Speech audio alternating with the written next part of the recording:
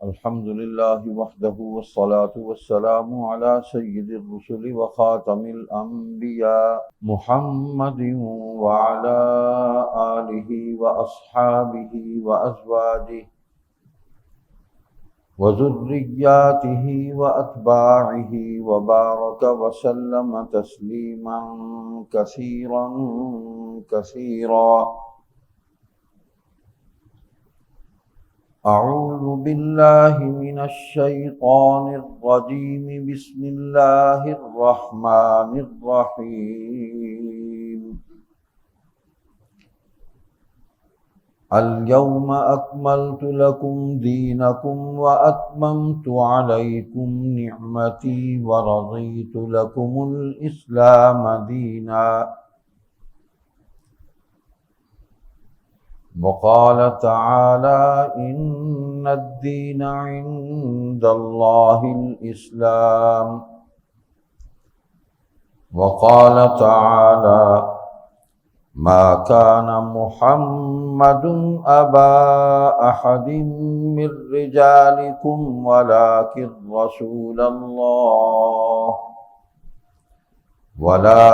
رسول الله وخاتم النبيين وكان الله بكل شيء عليما. قال النبي صلى الله عليه وسلم أنا آخر الأنبياء وأنتم آخر الأمم.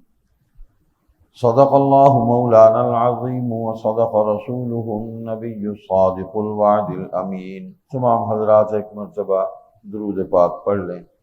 اللهم صل على محمد وعلى آل محمد كما صليت على إبراهيم وعلى آل إبراهيم إنك حميد مجيد. اللهم بارك على محمد وعلى آل محمد كما باركت على إبراهيم وعلى آل إبراهيم إنك حميد مجيد. قابل احترام میرے بزرگوں، بھائیوں، آج دوسری مرتبہ غالباً مجھے اس مسجد میں حاضر ہونے کی سعادت ملی ہے. پہلے بھی اسی عنوان پر ہی کچھ گزارشات عرض کرنے کا حکم ہوا تھا، سو آج بھی اسی عنوان پر کچھ گفتگو کرنے کی سعادت مل رہی ہے. مختصر وقت ہے. میں نے 3 آیتیں آپ کے سامنے تلاوت کی ہیں اور ایک حدیث پاک پڑھی ہے. ایک تو یہ ہے کہ اللہ تبارک و تعالیٰ کے نزدیک دین صرف اسلام ہے اور کوئی دین نہیں. دنیا میں عقائد کے اعتبار سے جتنے بھی تصورات، خیالات اور نظریات ہیں وہ زیادہ سے زیادہ مذاہب تو کہلا سکتے ہیں، دین نہیں. اس لیے کہ تمام افکار و نظریات، خیالات، تصورات حیات انسانی کے اندر تمام شعبوں میں پیدائش سے لے کر موت تک کوئی بھی مذہب دنیا کا انسان کی رہنمائی کرنے سے معذور ہے. کہیں نہ کہیں وہ اپنی محرومی کا، اپنی کمائیگی کا، تنگ دامانی کا وہ اظہار کرتا ہے کہ یہاں آگے آپ خود سوچیں اور اپنے لیے کوئی راستہ نکالیں. دین اسے کہتے ہیں کہ جو حیات انسانی کے تمام مسائل کو حل کرتا ہے اور اپنے ماننے والوں کو زندگی کے کسی بھی موڑ پہ تنہا نہیں چھوڑتا، ان کا ہاتھ تھام لیتا ہے.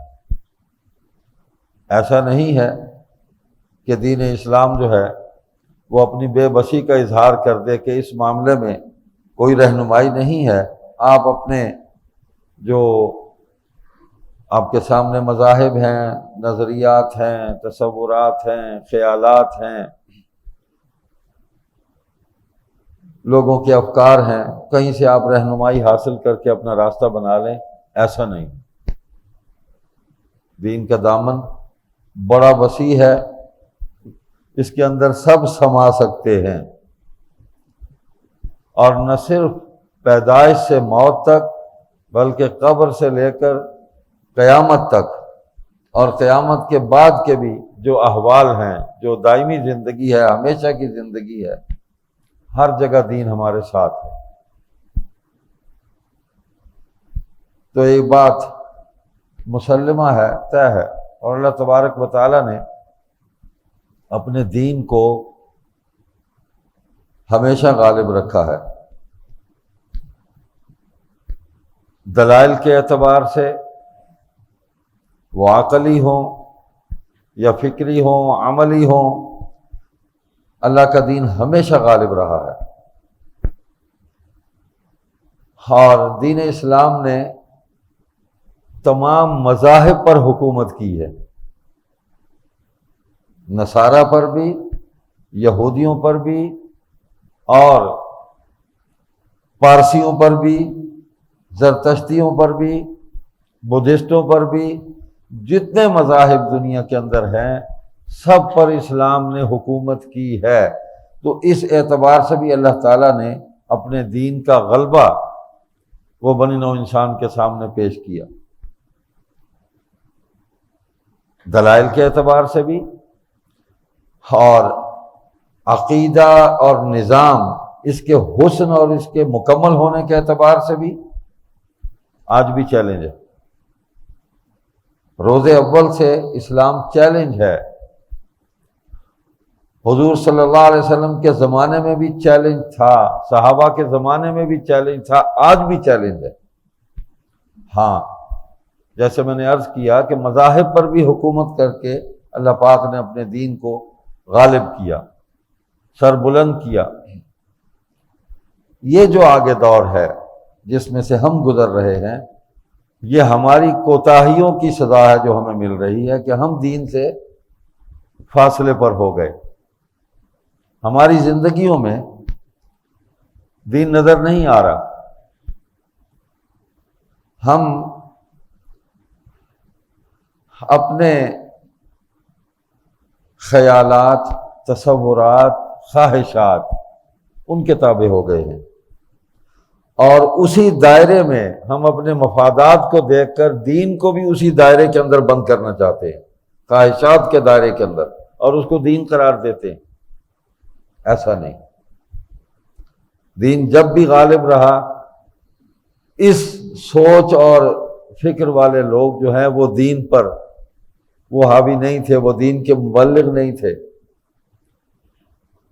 وہ دین کو پیش کرنے والے نہیں تھے، دین کو پیش کرنے والے کامل ایمان والے تھے، اس لیے ان کو نتیجہ مل گیا۔ تو ہم دور ہوئے، اس لیے ہم سے دین جو ہے وہ غالب نہیں ہو رہا، لیکن اس کا مطلب یہ نہیں کہ ہم دین کی جدوجہد چھوڑ دیں،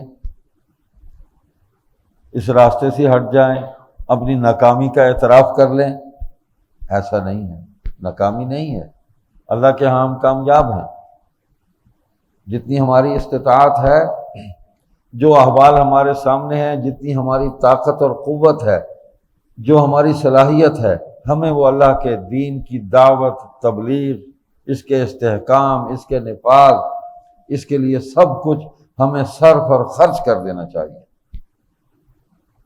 اور پورے اخلاص کے ساتھ اللہ کی رضا کے لیے، آخرت میں کامیابی کے لیے۔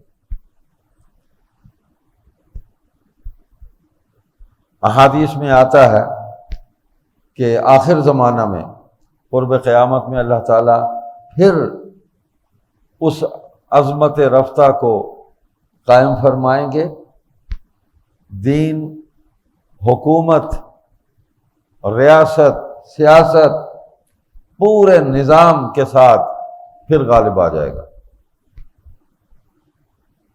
ایک باقی رہ جائے گا دشمن، اور وہ یہودی، ایک دشمن باقی رہ جائے گا، سیدنا عیسیٰ علیہ السلام کا نزول،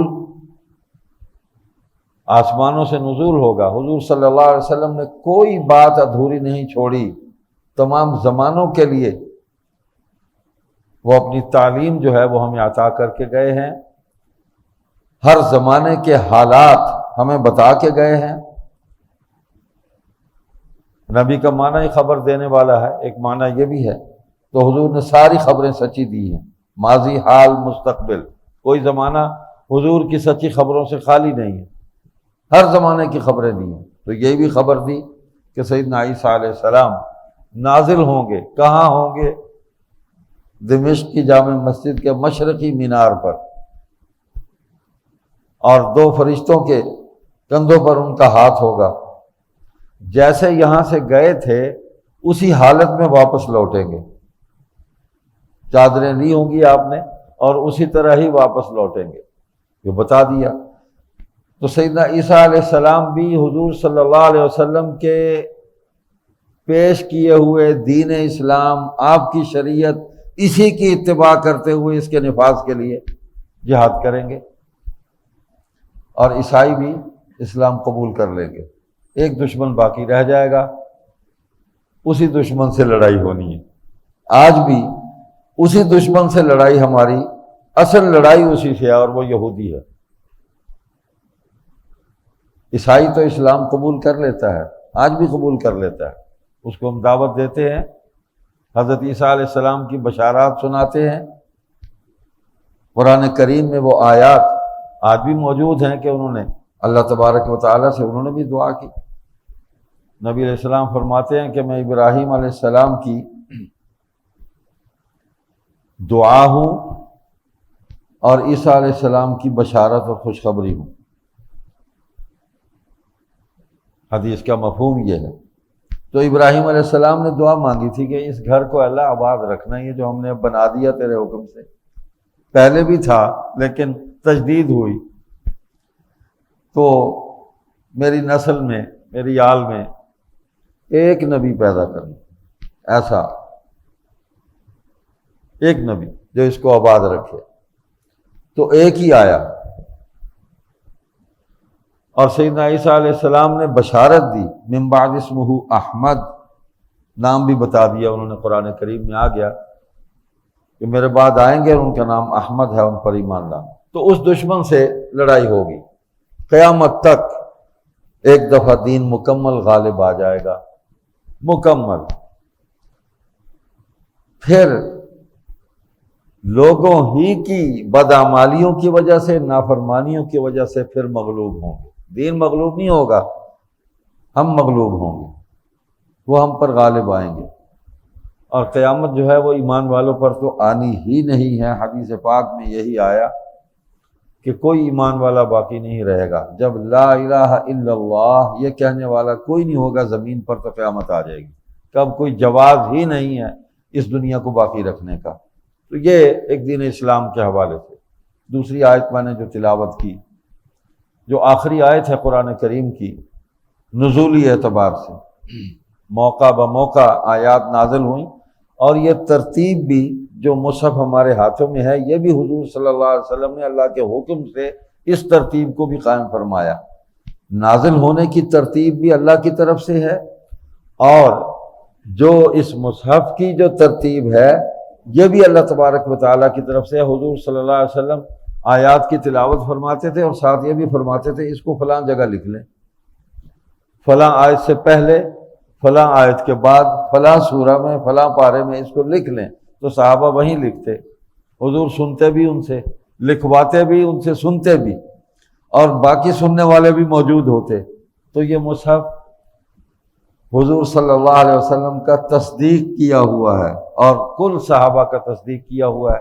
آخری آیت ہے جو نازل ہوئی کہ آج کے دن ہم نے تمہارے لیے تمہارے دین کو ہم نے مکمل کر دیا، اور اپنی نعمت بھی ہم نے پوری کر دی، مکمل کر دی، تمام کر دی، اور اسلام کو بطور دین کے تمہارے لیے پسند کیا۔ یا مذہب کی بات نہیں ہو رہی، بطور دین کے تمہارے لیے پسند کیا اسلام کو۔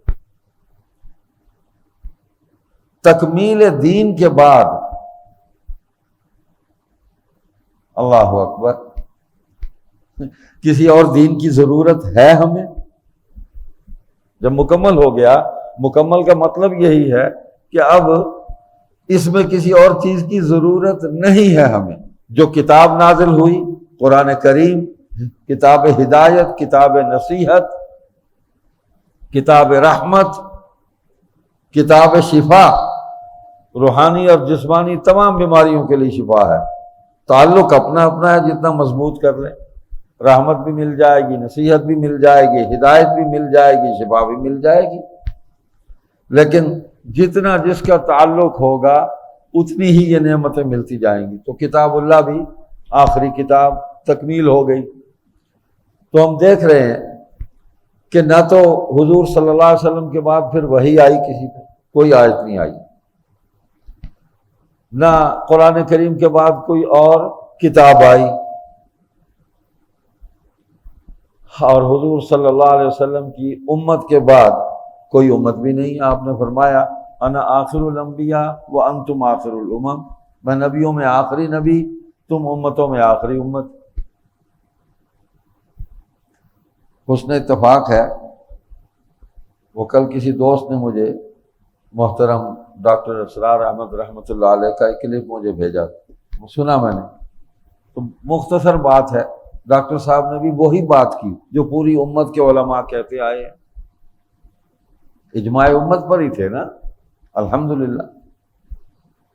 تو اس نے فرمایا کہ ایک قادیانی سے میری گفتگو ہوئی، تو میں نے اس سے سوال کیا کہ یا مانتے ہیں کہ یہ اس پر ایمان ہے کہ قرآن کریم جو ہے یہ مکمل کتاب ہے، آخری کتاب ہے، اور اس میں ہدایت مکمل ہو چکی ہے، آپ مانتے ہیں؟ اس نے کہا جی مانتا ہوں۔ کہ جب آپ یہ مانتے ہیں، دین مکمل ہو گیا، اس کو مانتے ہیں، تو پھر یہ وحی کیسے آگے آپ نے شروع کر دی؟ جب ہدایت مکمل ہو گئی، کتاب آخری ہے، تو وحی کیسے شروع ہوگی؟ وحی بھی ختم ہے، کتاب مکمل ہے۔ یعنی حضور صلی اللہ علیہ وسلم کے زمانے سے لے کے آج تک کسی اور کتاب کی ضرورت پیش ہی نہیں آئی، ایسی مکمل ہے، کسی اور کتاب کی ضرورت ہی پیش نہیں آئی، کسی اور نبی کی ضرورت ہی نہیں پیش آئی۔ تو ایک آدمی کے کہنے سے، چند آدمیوں کے کہنے سے کیسے ہم کسی اور طرف رجوع کر سکتے ہیں؟ اس سے بہتر چیز ہے ہی نہیں کسی کے پاس، کوئی ہے تو لائے۔ تو میں نے یہ بات جب سنی نا، تو میں سوچتا رہا کہ جتنے بھی مدعیان نبوت آئے ختم ہو گئے، ان کی تعلیم، ان کے افکار، ان کے خیالات ختم ہو گئے۔ مجھے بتائے نا مسیلمۃ الکذاب کے ماننے والے دنیا میں کہیں ہیں؟ کوئی ایک بھی بتا دیں۔ اسود انسی کے ماننے والا کوئی دنیا کے اندر ایک ہے کوئی؟ اور وہ جو دو باقی تھے وہ ویسے ہی واپس آ گئے، اسلام قبول کر لیا، توبہ کر لی۔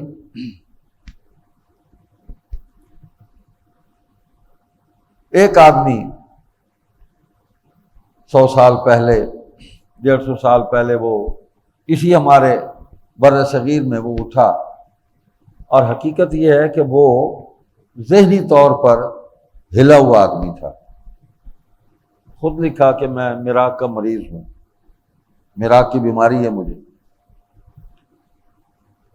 اور ہر بیوقوف آدمی کے ساتھ کچھ نہ کچھ پاگل اکٹھے ہو جاتے ہیں۔ کچھ تو شعوری طور پر ہوتے ہیں، وہ پاگل نہیں ہوتے، اور وہ اس دعویٰ کرنے والے کی بیوقوفیوں میں، اس کے پاگل پن میں، اس کی دماغ کے خلل میں مزید اضافہ کر دیتے ہیں کہ جی آپ ہی ہیں سب کچھ، جی کمال ہے۔ تو تکمیل ایمان کی بجائے پاگل پن کی تکمیل ہو جاتی ہے۔ نفسیاتی مریض تھا، تو اس کے ارد گرد جو مافیا اکٹھا تھا نا، انہوں نے کہا جی کمال ہے جی، آپ ہی سب کچھ ہیں۔ تو مختلف دعوے کراتے کراتے نبوت تک پہنچا دیا اس کو۔ جب میں نے اس کی سابقہ باتیں پڑھی تو وہ خود ان ساری باتوں کو تسلیم کرتا ہے مرزا قادیانی کہ عیسیٰ علیہ السلام جو ہیں قرب قیامت میں آسمانوں سے نازل ہوں گے۔ جو امت کا اجماعی عقیدہ ہے اس نے تسلیم کیا۔ حضور صلی اللہ علیہ وسلم اللہ تعالیٰ کے آخری نبی اور رسول ہیں، آپ کے بعد کوئی نبی نہیں۔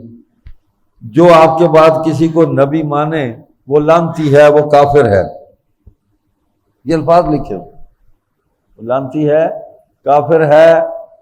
ہم بھی دعوی نبوت کو کفر سمجھتے ہیں، یہ لکھا اس نے۔ لیکن آدمی جب پاگل ہو جائے تو ان ساری باتوں کو بھول جاتا ہے، پھر آگے چل پڑتا ہے۔ یہ بھی اس نے لکھا کہ وحی ختم ہو گئی، اب کسی اور پر وحی نہیں آئے گی، جبریل علیہ السلام کسی کے پاس نہیں آئیں گے، یہ سارا کچھ لکھا۔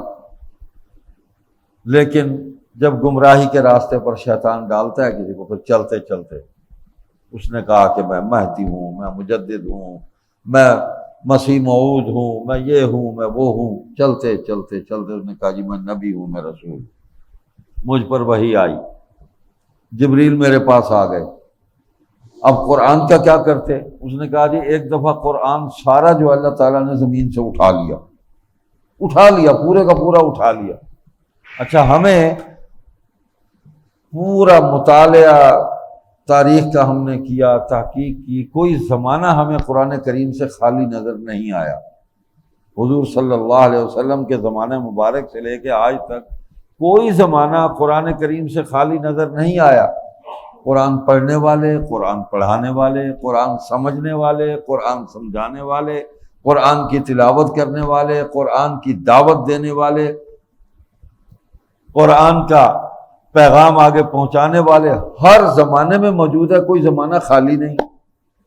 اور خود قرآن کا مصحف یہ نسخہ جو ہے یہ بھی موجود ہے ہر زمانے میں، کوئی زمانہ خالی نہیں۔ وہ کہتا ہے اٹھا لیا، پتہ نہیں کون سا اٹھایا، کہاں لے گئے، ہمیں نہیں پتا۔ کہتا پھر دوبارہ مجھ پہ نازل کیا۔ پہلے قرآن جو ہے وہ آیا تھا حضور صلی اللہ علیہ وسلم کے پاس، حضور آئے تھے تکمیل دین کے لیے، اور میں آیا ہوں تبلیغ دین کے لیے۔ لفظوں کا ہیر پھیر ہے۔ قرآن جو ہے وہ پہلے تکمیل کے لیے آیا کہ دین مکمل ہو گیا حضور صلی اللہ علیہ وسلم پر، پھر مجھ پر دوبارہ نازل کیا تو اب تبلیغ اور اشاعت کے لیے مجھ پر نازل کیا۔ اس کے بعد جو قرآن کے معانی، اس کے مفاہیم، اس نے جتنے حضور صلی اللہ علیہ وسلم کی شان میں آیات تھیں ان سب کو اپنے اوپر منطبق کر لیا۔ اس کا مصداق میں ہوں۔ اس وقت حضور علیہ السلام تھے، اب میں ہوں۔ اور پھر کمال یہ ہے کہ قیامت تک وہ کہتا ہے میں ہی رہوں گا، میرے بعد نبی بھی اور کوئی نہیں۔ جب حضور فرماتے ہیں میرے بعد نبی کوئی نہیں تو اس بات کی تعویل کرتے ہو، اور تم کہتے ہو کہ میں آخری نبی ہوں، میرے بعد بھی آگے کوئی نہیں آئے گا۔ تو نبوت اس کو معلوم تھا کہ ایک تو میں خود نالائق اعظم ہوں، جھوٹا ہوں، اور یہ فراڈ، یہ دھوکہ، یہ دجل زیادہ دیر نہیں چل سکتا۔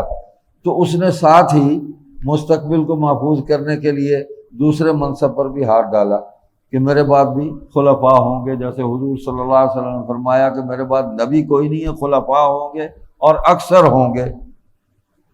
حدیث میں فرمایا خلفاء ہوں گے، اور وہ خلفاء جو ہیں ان کا کام یہی ہے کہ جو دین مجھ سے انہوں نے سنا اسی کو بیان کریں گے، جو آج میں عمل کر رہا ہوں اسی عمل کو دہرائیں گے، نہ دین میں کمی بیشی کریں گے، نہ عمل کے اندر کوئی کمی بیشی کریں گے۔ تو جناب ایک نیا فتنہ وہ کھڑا کیا۔ ایک قادیانی سے گفتگو ہوئی تو اسے بتایا گیا کہ یہ لکھا ہے مرزا قادیانی صاحب نے، وہ تو مانتے ہیں، کہتے ہیں آپ ان کے اعلان نبوت سے پہلے کی باتیں کر رہے ہیں۔ میں نے کہا کہ بس یہی فرق ہے، ہم ان کو دعویٰ نبوت سے پہلے ٹھیک مانتے ہیں، آپ انہیں دعویٰ نبوت کے بعد ٹھیک مانتے ہیں۔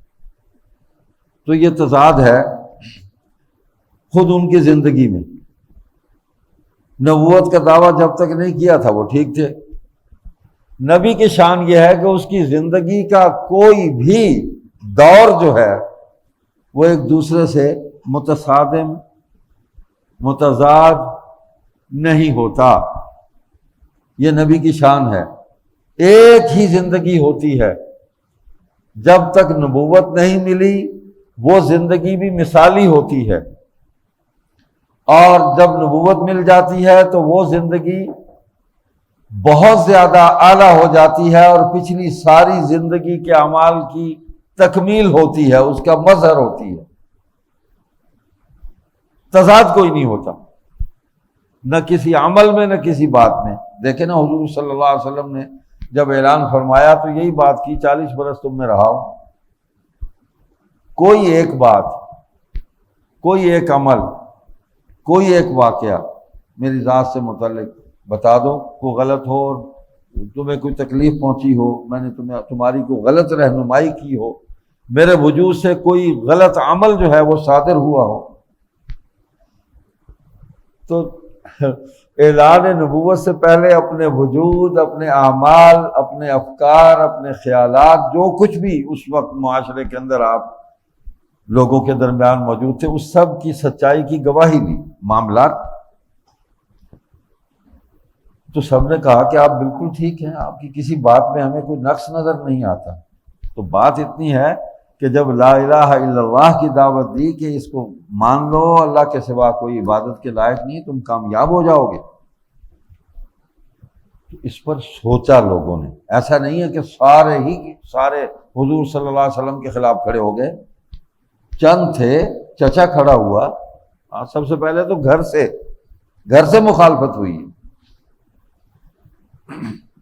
بنو ہاشم نے مخالفت کی ہے، بنو مخزوم اور بنو امیہ تو بعد میں آتے ہیں، بنو عدی بھی بعد میں آتے ہیں، سب سے پہلے گھر سے مخالفت ہوئی ہے۔ ابو لہب کھڑا ہو گیا، تو لوگ گئے ہیں، لوگوں نے گھروں میں جا کے اس دعوت اور پیغام پر غور و فکر کیا ہے، اور اس اعلان کے بعد بھی حضور صلی اللہ علیہ وسلم کی زندگی پاکیزہ اور نورانی زندگی اس کو دیکھتے رہے، گفتگو سنتے رہے، آپ کے اعمال کو دیکھتے رہے، سوچتے تھے کہ یہ بندہ جو بات کہتا ہے بات تو ٹھیک ہے، عمل بھی ٹھیک ہے، معاملہ بھی ٹھیک ہے، اس سے بڑی گواہی اور کیا ہوگی کہ ابو لہب کے 2 بیٹوں کے ساتھ حضور صلی اللہ علیہ وسلم کی 2 بیٹیوں کی نسبت ہوئی، نکاح ہوا، لیکن رخصتی نہیں ہوئی۔ تو اس نے دشمنی میں دونوں سے کہا بیٹوں سے جا کے طلاق دے کے آؤ، دونوں نے آ کے طلاق دی، لیکن ان میں سے ایک نے بدتمیزی کی، حضور صلی اللہ علیہ وسلم کی طرف منہ کر کے اس نے تھوکا۔ تو آتا ہے حدیث میں کہ اللہ سبحانہ و تعالیٰ کی جو غیرت ہے نا، اللہ اکبر، نبی اللہ کی غیرت کا مظہر ہوتا ہے، اللہ کی رحمت کا بھی مظہر ہے، اللہ کے انتقام کا بھی مظہر ہوتا ہے، اللہ کی غیرت اور حمیت کا بھی مظہر ہوتا ہے۔ حضور صلی اللہ علیہ وسلم فرماتے ہیں کہ اللہ سب سے بڑا غیرت مند ہے، اور تم میں سب سے زیادہ سب سے بڑا غیرت مند میں ہوں مخلوق کے اندر، اللہ مجھ سے بھی بڑا غیرت مند ہے۔ اللہ تعالیٰ نے اس تھوک کو حضور کی طرف گرنے نہیں دیے، وہ سیدھی نہیں گئی، وہ اس کے اپنے پاؤں پر گری ہے۔ تو نبی علیہ السلام نے بہت کم کسی کو بد دعا دی ہے، حضور تو دعائیں دیتے رہے ہدایت کی۔ دشمنوں دل دکھایا، یہ بھی تو ہے نا کہ ایک انسان ہے، آخر انسان کہیں تو اپنے دکھ کا اظہار کرے۔ 2 بیٹیوں کو ایک باپ کے سامنے آ کے دونوں داماد کہہ دیں ہم نے طلاق دی ہے، کیا گزرے گی؟ اپنے اوپر اس کو ہم قیاس کر لیں، تصور کریں، بدتمیزی بھی ساتھ کرے۔ تو نبی علیہ السلام نے فرمایا یا اللہ کچھ ہلاک کرنے والے درندوں میں سے، کتوں میں سے کسی کتے کو اس پر مسلط کر دے جو اس کو چیر پھاڑ کر اس کے ٹکڑے ٹکڑے کر دے۔ اللہ سے ہی کہا۔ ابو طالب بھی پاس بیٹھے تھے جو ایمان نہیں لائے، لیکن حضور صلی اللہ علیہ وسلم کی صداقت پر ان کو بھی یقین تھا۔ یہی کہا تھا نا کہ باتیں تو ٹھیک ہیں، ساری باتیں آپ کی مان لوں، قوم کیا کہے گی؟ تو انہوں نے کہا یہ آپ نے کیا کہہ دیا؟ کیا کہہ دیا آپ نے؟ لرز گئے وہ اس بات سے کہ یہ اب بچیں گے نہیں۔ اس کو بھی یقین تھا۔ گھر پہنچے، ابو لہب نے پہلا سوال کیا، ہاں بھی سناؤ، میرے بھتیجے کے پاس گئے تھے، کیا معاملہ ہوا؟ اطلاع دے دی، کوئی رد عمل۔ تو ایک نے کہا کہ میں نے یہ کیا تھا اور مجھے یہ جواب ملا تھا۔ تو ابو لہب نے کہا کہ بچ کے رہنا، میرے بھتیجے کے منہ سے نکلی ہوئی بات کبھی واپس نہیں لوٹی، مجھے نہیں نظر آتا کہ تو بچے گا۔ چنانچہ ایسا ہی ہوا۔ اس پر محافظ بھی ساتھ تھے، نکلے تو کچھ جانور دیکھے اس نے، اور لوگوں نے بھی اس پر خوف طاری ہوا، لرزہ طاری ہوا۔ تو ساتھیوں نے کہا کہ کیا ہوا تجھے، اتنا کیوں گھبرایا؟ وہ اس نے کہا جی اس نے، وہ دیکھ رہے ہیں۔ کہ وہ ہم بھی دیکھ رہے ہیں، ہم پر تو کوئی خوف نہیں ہے۔ کہ تمہیں پتہ نہیں ہے، ان میں سے ایک جانور نے، ایک کلاب نے چلتے ہوئے مجھے ایسے گھور کے دیکھا ہے، اور خدا کی قسم اس کائنات میں محمد سے زیادہ سچا کوئی نہیں ہے صلی اللہ علیہ وسلم۔ یہ ابو لہب کا بیٹا کہہ رہا ہے۔ عتبہ، عتیبہ، معتب، تین ہیں۔ اللہ، یہ درمیان والا تھا جس نے یہ حرکت کی۔ وہ آیا اور سونگا اس نے سب کو، رات کو لیٹے ہوئے تھے، جس تک پہنچا اور کھینچا اور چیر پھاڑ کر اس کے ٹکڑے ٹکڑے کر دیے۔ یہ باقی جو دو بیٹے تھے ابو لہب کے، انہوں نے بھی اسلام قبول کر لیا تھا فتح مکہ کے موقع پہ۔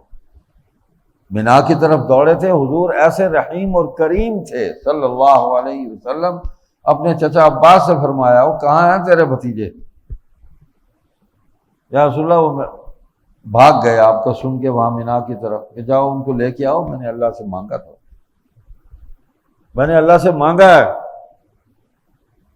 وہ لے آئے، انہوں نے اسلام قبول کیا، انہوں نے جہاد میں شرکت کی، مکہ میں فوت ہوئے، وہیں ان کی قبریں ہیں۔ تو اسلام جو ہے وہ اپنی، میں عرض کر رہا ہوں کہ پوری حقانیت کے ساتھ آیا۔ جتنے بھی مخالفین تھے نا وہ ختم ہوئے۔ نظریہ کوئی نہیں ہے اسلام کے مقابلے میں، کوئی نظام نہیں چل سکتا، مکمل ہے نظام۔ ولیکن رسول اللہ و خاتم النبیین، مردوں میں سے باپ کسی کے نہیں ہیں، حقیقی باپ نہیں ہے۔ ما کان محمد ابا احد من رجالکم ولیکن رسول اللہ، لیکن اللہ کے رسول ہیں، وخاتم النبیین، اور نبیوں کا سلسلہ ختم کرنے والے ہیں، آخری نبی ہیں۔ قرآن تشریح کرتا ہے، قرآن حکم دیتا ہے، ہدایت دیتا ہے، حدیث تشریح کرتی ہے۔ حدیث کے بغیر قرآن سمجھ میں نہیں آ سکتا، سنت کے بغیر قرآن سمجھ میں نہیں آ سکتا۔ اگر ختم نبوت کی بات قرآن میں ہے، یہ حکم ہے، عقیدہ موجود ہے، تو حدیث تشریح کرتی ہے۔ انا خاتم النبیین لا نبی بعدی ولا رسول بعدی ولا امت بعد امتکم، میں نبیوں میں آخری نبی ہوں، سلسلہ ختم کرنے والا ہوں، میں آخری رسول ہوں، نہ نبوت ہے میرے بعد، نہ رسالت ہے، کچھ نہیں ہے، اور تمہارے بعد امت بھی اور کوئی نہیں ہے۔ انا خاتم النبیین لا نبی بعدی، انا آخر الانبیاء وانتم آخر الامم، انا العاقب والعاقب الذی لیس بعدہ نبی، میں پیچھے سے آنے والا ہوں، اور عاقب وہ ہوتا ہے، میں عاقب ہوں، خود تشریح فرمائی حدیث کے اسی جملے میں، اگلے جملے میں تشریح فرما دیا، انا العاقب والعاقب الذی لیس بعدہ نبی۔ عاقب وہ ہوتا ہے کہ جس کے بعد کوئی نبی نہیں۔ تو یہ جتنے بھی تصورات ہیں دنیا کے اندر، بس تصورات ہیں، بس خیالات ہیں، بس نظریات ہیں، بس افکار ہیں، دین نہیں ہے۔ اسلام کوئی خیال نہیں ہے، کوئی تصور نہیں ہے، کوئی نظریہ نہیں ہے، دین ہے، ہمیشہ رہے گا، اللہ کی طرف سے آیا ہے، ابدی سچائی ہے، ابدی سچائی ہے۔ جو بھی صمیم قلب کے ساتھ اس میں غور و فکر کرے گا اس کو ہدایت مل جائے گی، اس لیے کہ یہ دین فطرت ہے۔ جو جب اپنے فطرت کو، اپنے مزاج کو، اپنی طبیعت کو، اپنے دماغ کو، اپنے دل کو اس نظام فطرت کی طرف آپ متوجہ کریں گے تو آپ کو راستہ مل جائے گا، ہدایت ملے گی، بالکل ملے گی۔ تو دنیا میں یہ ایک فتنہ ہے جو باقی ہے، ایک سٹیٹ ہے اس کے پیچھے کھڑی ہوئی۔ کمال یہ ہے کہ مسلمانوں ہی کا سارا لبادہ اوڑھ کے ہمارا ہی پورا نظام جو ہے اس کو لے کر وہ ہمارے سامنے آ کر کھڑے ہو گئے۔ قرآن ہمارا اٹھا کے لے آئے، ہم کہتے بھی اپنے جس کو تم نے نبی مانا اس کی کتاب لے کے آؤ، حدیث ہماری اٹھا کے لے آتے، بھئی اس کا تمہارے ساتھ کیا تعلق؟ لوگ سوال کرتے ہیں کہ قادیانی نماز بھی پڑھتے ہیں، روزہ بھی رکھتے ہیں، زکوٰۃ بھی دیتے ہیں، صدقات بھی ادا کرتے ہیں، دیگر نفلی عبادات ہیں وہ بھی سارے کرتے ہیں، فرائض بھی پورا کرتے ہیں، قربانی بھی کرتے ہیں، اور بھی اللہ کے بندوں سب کچھ کیا، لیکن بنیاد ہی ٹھیک نہیں ہے، عقیدہ ہی ٹھیک نہیں ہے۔ تو اس غلط اور باطل عقیدے کی بنیاد پر جو بھی عمارت اعمال کی تعمیر ہوگی ناقص ہے۔ یہ مسجد بنائی ہے نا آپ نے، تو اس کا آپ نے ایک پراپر اس کا پلان بنایا ہے، اس کی بنیادوں کو کہاں سے اٹھایا ہے، کتنا اس پہ وزن ڈالنا ہے، کہاں تک اس کو لے جانا ہے۔ تو اللہ تعالیٰ نے بھی جو دین عطا فرمایا اس کی بنیادیں ہیں، عقیدہ ہے۔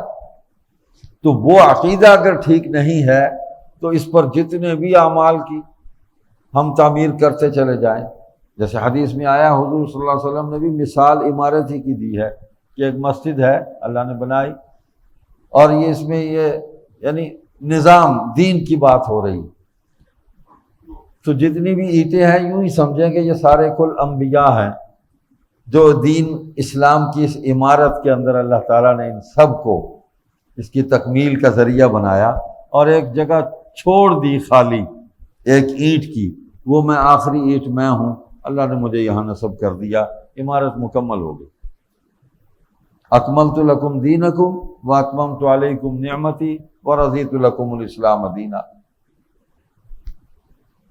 میں نے شاید پہلے بھی سنایا تھا، حضرت امیر شریعت سید اللہ شاہ بخاری رحمۃ اللہ علیہ علی گڑھ یونیورسٹی میں گئے تو تقریر کی، وہاں یہی آیت پڑھی آپ نے تکمیل دین کی، تو اس کی تشریح کرتے ہوئے وہ سٹیج سے نیچے اترے اور اپنے رومال کی ایک گٹھڑی بنائی ہوئی تھی، اس میں بہت سارے لڈو ساتھ لے کر گئے تھے جو علی گڑھ کے معروف لڈو تھے، اور وہ ساتھ لے کے گئے، اور پہلی لائن میں جتنے بڑے لوگ بیٹھے تھے نا ان سب کو ایک ایک لڈو دیتے چلے گئے، درمیان میں ایک بچہ بیٹھا تھا اس کو چھوڑ دیا، آگے چلے گئے۔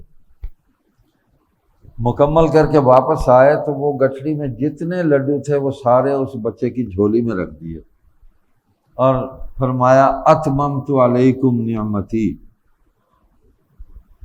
لڈو ہوں کوئی نہیں ہے گئے، مک گئے، ایک کسی نہیں ملنے ہوں، جننے لڈو سن سارے اکٹھے کر کے میں دے دیتے۔ اور اس میں یہ بتلایا کہ جتنی بھی نعمت تھی، ہدایت کی، خیر کی، جتنی بھی نصیحتیں تھیں، بنی نوع انسان کے لیے خیر اور بھلائی کا جتنا بھی نظام تھا سارا مکمل کر کے اللہ پاک نے حضور صلی اللہ علیہ وسلم کی جھولی میں ڈال دیا، اور یہ منصب آپ کی ذات پر مکمل کر دیا۔ لڈو مک گئے، نبوت کسی نے نہیں ملنی۔ اسی راستے پر چلو گے تو نجات ہے، ورنہ نجات نہیں ہے۔ تو بس آج جتنی بھی خرابی ہے وہ دین اسلام سے دوری کی وجہ سے ہے، قرآن سے دوری کی وجہ سے ہے، حدیث سے دور ہونے کی وجہ سے ہے، سنت کو چھوڑنے کی وجہ سے ہے۔ اجماع امت، جس پر پوری امت جن عقائد پر، جن اعمال پر آج تک کھڑی ہے،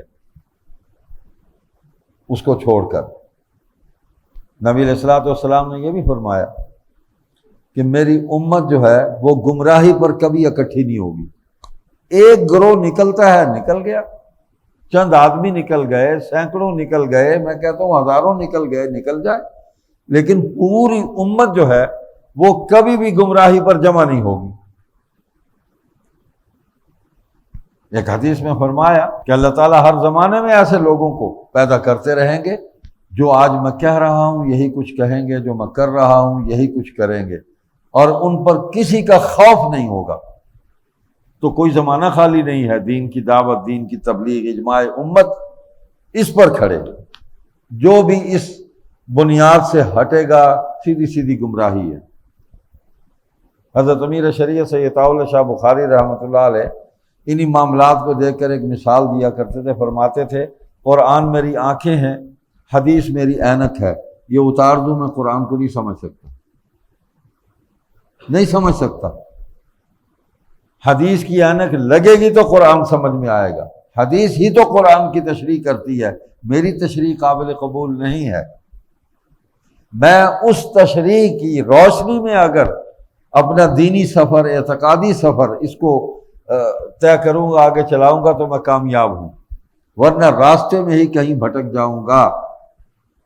حضور صلی اللہ علیہ وسلم نے اس آیت کریمہ کو پڑھا، میں اکثر اس کو پڑھتا ہوں اور اپنے ایمان کی تجدید کے لیے، ایمان کی حفاظت کے لیے اس کو پڑھتا ہوں۔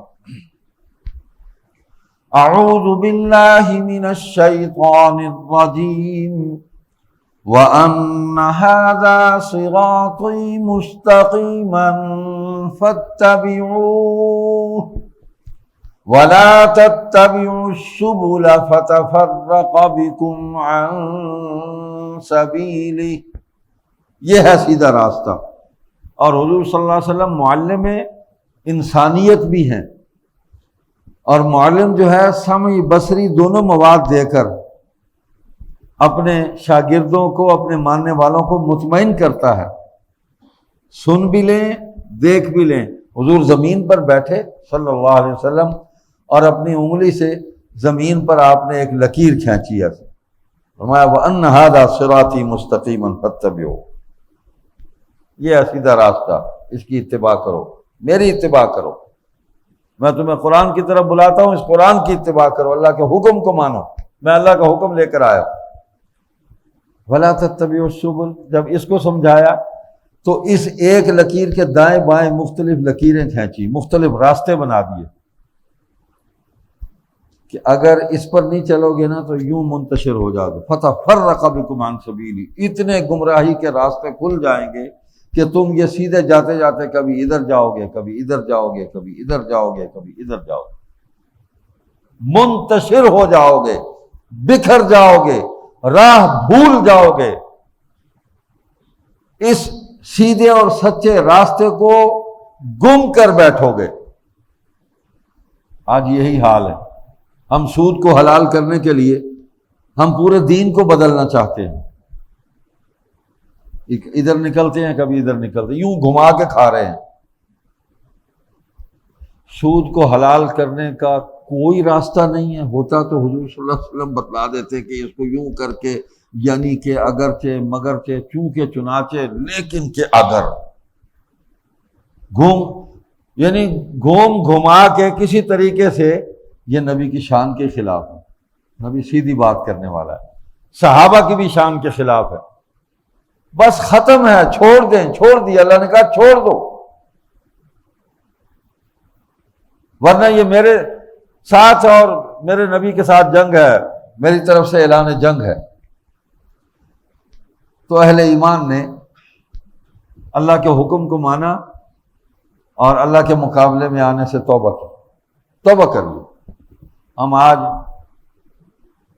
کتنے سال ہو گئے، ملک کو بنے 75 سال ہو گئے، ہم آج تک اللہ اور اللہ کے رسول صلی اللہ علیہ وسلم کے مقابلے میں کھڑے ہیں۔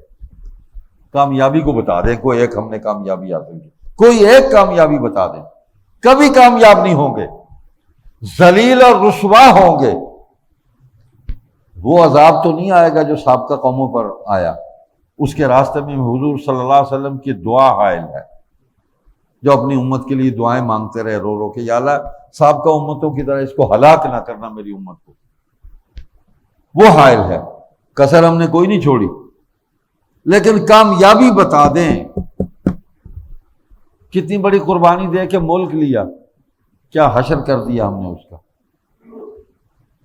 ہر گمراہی کو پھیلانے اور ہر برے عمل کی ترویج اور اس کی اشاعت کے لیے تمام راستے کھول دیے اور تمام وسائل اس پر خرچ اور صرف کر دیے گئے ہیں۔ کامیابی کیسے ہوگی؟ تو آپ اور میں ہم اللہ کا شکر ادا کرتے ہیں کہ اللہ تعالیٰ نے ہمیں یہ ماحول عطا فرمایا، قرآن کریم کو پڑھنے کا، قرآن کریم کو سمجھنے کا، یہ ماحول ہمیں عطا فرمایا۔ ہمارا نسب بھی اللہ نے محفوظ کر دیا، نسب ہمیں حلالی بنا دیا اللہ تبارک و تعالیٰ نے، اور ہمارا عقیدہ بھی اللہ نے محفوظ کر دیا، اور اس عقیدے کے بنیاد پر جو اعمال ہیں، حضور صلی اللہ علیہ وسلم کی سنتیں، آپ کا اسوہ حسنہ، آپ کے صحابہ کا عمل جو اجماع امت ہے، وہ ہمارے سامنے روشن سے روشن تر اللہ نے کر دیا کہ اس کو دیکھ لو اور اسی پر چلتے رہنا، اور اس کی دعوت دینے والے لوگ موجود ہیں۔ یہ کام نہیں رکے گا۔ جب طاقت مل گئی تو انشاءاللہ انقلاب بھی آ جائے گا، لیکن طاقت نہ ملے تو ہم کیا ہاتھ پاؤں توڑ کے بیٹھ جائیں یا کسی کے انتظار میں بیٹھے رہیں؟ الہی تو انقلاب مہدی، ہاں فلاں را نگہدار، ہم کسی کے انتظار میں نہیں بیٹھے۔ مہدی آئے گا، آ جائے۔ ایک مہدی ہمارے پاس بھی آیا، لطائف ہیں۔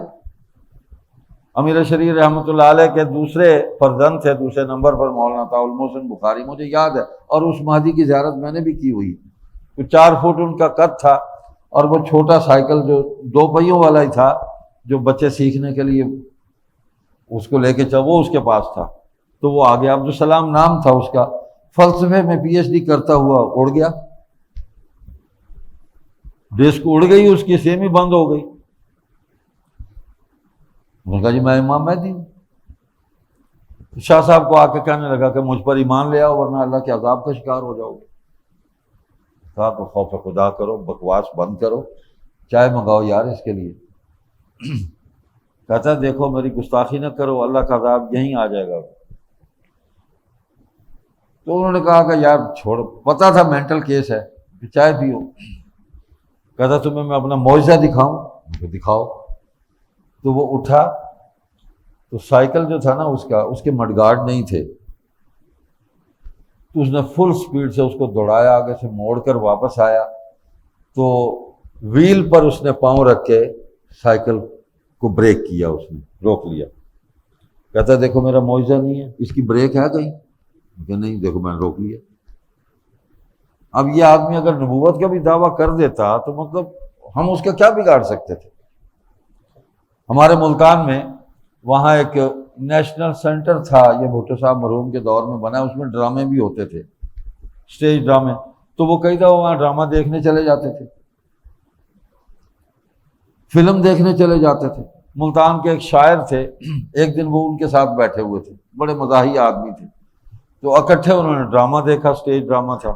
جب باہر نکلے تو انہوں نے کہا کہ بھلا امام مہدی صاحب ہم تو غریب آدمی ہیں، میں تو رکشہ لے کے جاؤں گا، آپ کو تو براق لینے آ رہا ہوگا، آپ اس پہ بیٹھ کے چلے جانا۔ تو ڈرامہ اکٹھے دیکھا۔ تو اللہ کے بندو، یہ جتنے بھی معاشرے کے اندر اس قسم کے ہمیں مناظر نظر آتے ہیں، تصورات ہیں، سب سراب ہیں، باطل ہیں، کچھ بھی نہیں ہے۔ جو پاگل ہے وہ اٹھ کے کوئی نہ کوئی دعویٰ کر دیتا ہے، اور چند پاگل اکٹھے کر کے وہ امت کو گمراہ کرنے کی کوشش کرتا ہے، اور پیچھے سپورٹ کرنے والی وہی باطل قوت ہوتی ہے۔ آج دنیا میں پوری اکانومی پر یہودیوں کا قبضہ ہے، دیکھ لیں، خود سود نہیں دیتے، اپنے ہاں غیر سودی نظام ہے، لیکن پوری دنیا کے لوگوں کو انہوں نے سودی نظام کے اندر جکڑ دیا. پروٹوکول پڑھ لیں ان کے کہ ان کو معاشی جکڑ بندیوں کے اندر ایسا ان کو پکڑ کے خراب کرو، ذلیل کرو، کرپٹ لوگ ان پر لا کر وہ بٹھا دو، حکمران بنا دو، یہ ذلیل اور رسوا ہو جائیں. جس چیز کو وہ اپنے لیے پسند نہیں کرتے ہمارے لیے پسند کیا. تو اللہ نے جو دین ہمیں عطا فرمایا وہ دین ہمیں کہتا ہے کہ جو اپنے لیے پسند کرتے ہو وہی دوسرے کے لیے پسند کرو. اللہ تعالیٰ نے ہمیں آخری نبی صلی اللہ علیہ وسلم کی امت میں پیدا کیا، تو اللہ چاہتا ہے کہ جو اس امت کے اندر ہدایت یافتہ لوگ ہیں، ویسے تو ساری امت حضور کی یا کافر بھی، تو جو نہیں مانتے ان کو بھی اپنے جیسا بنا لو، ساتھ لے آؤ، برابر ہو جاؤ.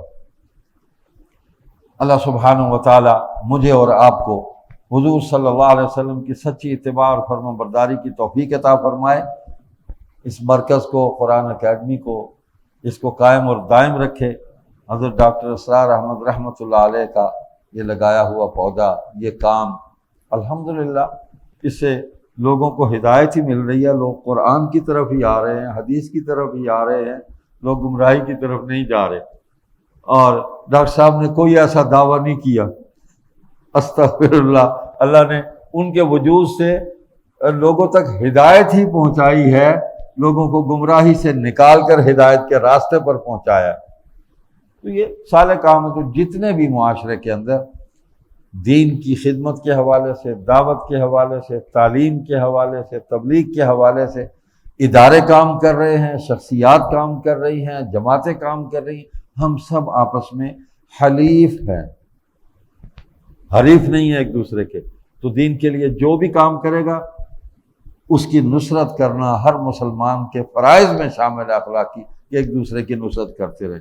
ہم جو دیواریں ہم نے کھڑی کی ہیں نا تعصبات کی، یہ ہمارے خیالات کا نتیجہ ہے. جو خیالات تو آتے ہیں اڑ جاتے ہیں، ہم نے دیواریں حائل کر دی کہ ایک دوسرے سے ہاتھ ملانا بھی مشکل ہو جائے، ایک دوسرے کی شکل بھی دیکھنی ہو تو وہ دیوار کے اوپر سے ہم جا کر دیکھیں کہ ہمسائے میں کون بیٹھا ہے اور کون نہیں بیٹھا ہے. بھائی یہ تعصب کی دیواریں ختم کرے. انما المؤمنون اخوہ. اللہ ہمیں بھائی بھائی کی طرح رہنے کی توفیق عطا فرمائے اور اس دین کے لیے ہم سب کو مل جل کر خدمت کرنے کی توفیق عطا فرمائے.